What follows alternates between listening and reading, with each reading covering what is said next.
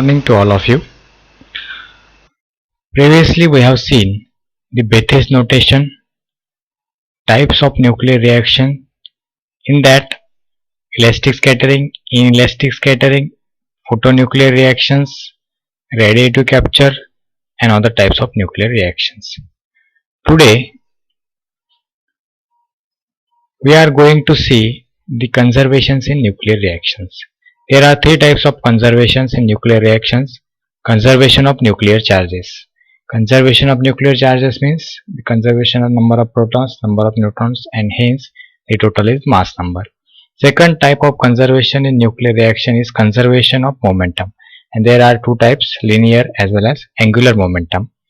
And third type of conservation in nuclear reaction is conservation of energy during the nuclear reaction. So first is conservation of protons and neutrons. In all low energy nuclear reactions, the number of protons and neutrons and hence the A in initial and final system remains separately constant except the beta decay processes. In other words, the nuclear charge as well as mass number of the reactant balance those of the product. As I have already told you that the sum of the proton number on the left hand side, that is target plus projectile, must be equal to the sum of the proton number of the RHS side, means the ejectile and the product. So the summation of the Z of the reactant is equal to summation of the Z or atomic number of the product. In this reaction, we know the magnesium has atomic number 12 and deuterium is its isotope of proton, means its atomic number is 1. So 12 plus 1 is 13, and sodium has atomic number 11. Alpha is a helium particle, means its atomic number is 2. So 2 plus 11 is 30. So Z is the on of the reactants is equal to Z of the products. Similarly, number of protons. Number of protons here also 13. So 12 plus 1 is again 13, and here the 2 plus 11 is again 13. So number of protons in this case, you can also manually calculate the number of protons. As we know, the A is the sum of Z and N. So you can manually calculate the number of protons. So this is the conservation of protons and neutrons in nuclear reactions. So number of proton and number of neutrons of the reactant must be equal to the number of protons and neutrons of the product. Second is the conservation of the momentum. So first one is a linear momentum. As we know, the momentum is nothing but it's a product of mass into velocity. So mv is the momentum, and the initial momentum of incident particle is equal to that of the compound nucleus. Here new term compound nucleus introduced. Compound nucleus means when the target strikes with the projectile and it absorbs into the target, then the excited state nucleus is nothing but the compound nucleus, and the initial momentum of incident particle is equal to that of the compound nucleus. So for initial particle, the momentum is m into v. Momentum, we know the mass into velocity. So for initial momentum of incident particle is mv, and compound nucleus means the compound is the combination of target plus projectile. So this is the mass for projectile, this is of target, and so combine mass into its velocity. So this is the velocity of the compound nucleus, and this small is the velocity of incident particle. M is the mass of incident particle. So where m is the mass of target nucleus, v is the velocity of compound nucleus. So from conservation of linear momentum, by rearranging this equation, the velocity of compound nucleus is v is equal to m, and this will go to the left hand side. So m upon m plus m into small v. It also follows that three trajectories of the incident projectile. So this is the incident projectile A minus x, of the particle emitted x minus b. So particle emitted is b, and of the residual nucleus or the product, that is x minus y, x to y, the three trajectories. Three trajectories means a to x, x to b, and x to y. And this must be coplanar as shown in the figure. So here the figure is for coplanar trajectory of the projectile and the ejectile and recoil nucleus, and where theta is the angle of ejectile with respect to the incident projectile path. Theta is the angle of ejectile with respect to the incident projectile path, and phi is the angle of recoil nucleus or product nucleus with respect to the incident projectile path. Further conclusion of importance which comes out of the conservation of momentum is that not the entire kinetic energy of the projectile will be available for exciting the target nucleus. So we know that we are striking the projectile on the target.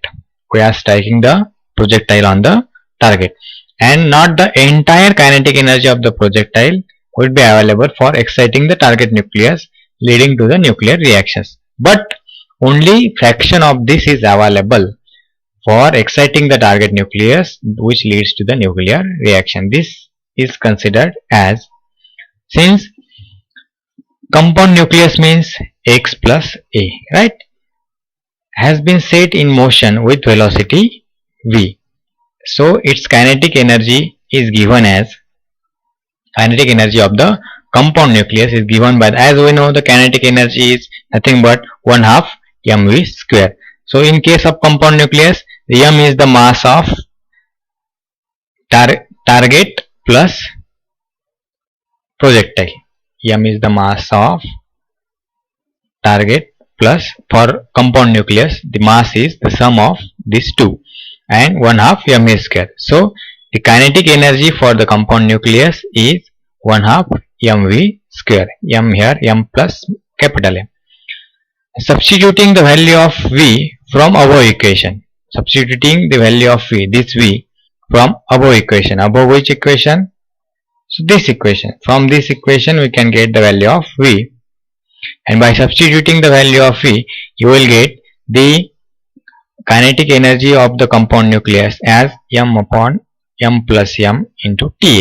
This Ta is the kinetic energy of incident particle. So by substituting, how the substitution can be done? So this is shown manually here. As we know, the v from above equation is this, and we have to substitute the v square here. So v square of this equation is, I have written here, m by m plus m into 2 times m plus m by m plus m, and into this small v square. So by substituting this v square in this equation, so this is the equation, and I have substituted this v square here. So 2 times this and into this small v square, and this is taken as it is, right? So this and this can be cancelled. The remaining things are 1/2 v square, right? So 1/2 and this 1 m. So 1/2 mv square into this is as it is, m upon m plus m. So this is taken as it is, right? So this m upon m plus m is shown here, m upon m plus m, and this 1/2 mv square is the Ta, and that Ta is nothing but the kinetic energy of incident particle. So Ta is the kinetic energy of incident particle. So in this way you will get this equation, Tr is equal to m upon m plus m into Ta. Since this amount, this Tr amount means the kinetic energy of compound nucleus is used up in translation. This is the energy available for exciting the target nucleus. This much amount of Tr amount of energy is available for exciting the target nucleus, and after excitation the compound nucleus transforms into the product. So this much amount of energy is available for exciting the target nucleus, and this Tr can be, so the energy available for exciting a nucleus is nothing but the Ta minus Tr. Ta is the kinetic energy of incident particle and Tr is the kinetic energy of the compound nucleus. So difference between this is the energy available for exciting the target nucleus.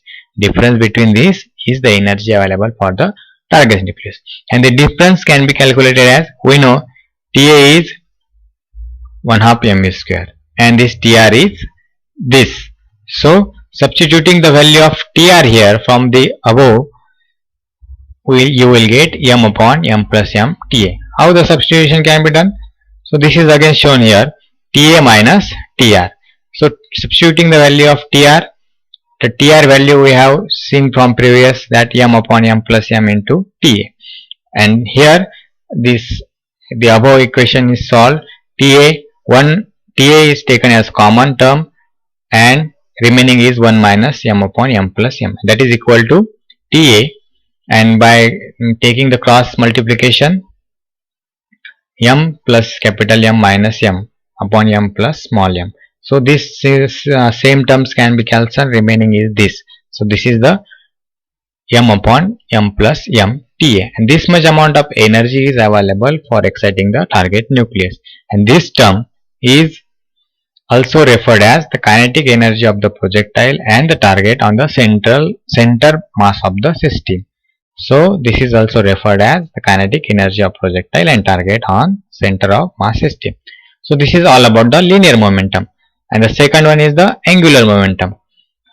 Besides the linear momentum, nuclear reactions conserve the total angular momentum also.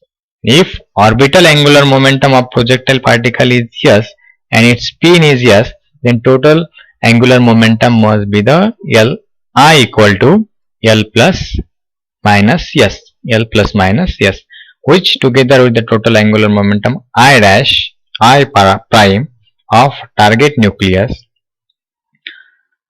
must balance the sum of total angular momentum of the particles emitted and of residual nucleus. So this is all about the conservation of angular momentum. First is conservation of nuclear charges, second is conservation of momentum.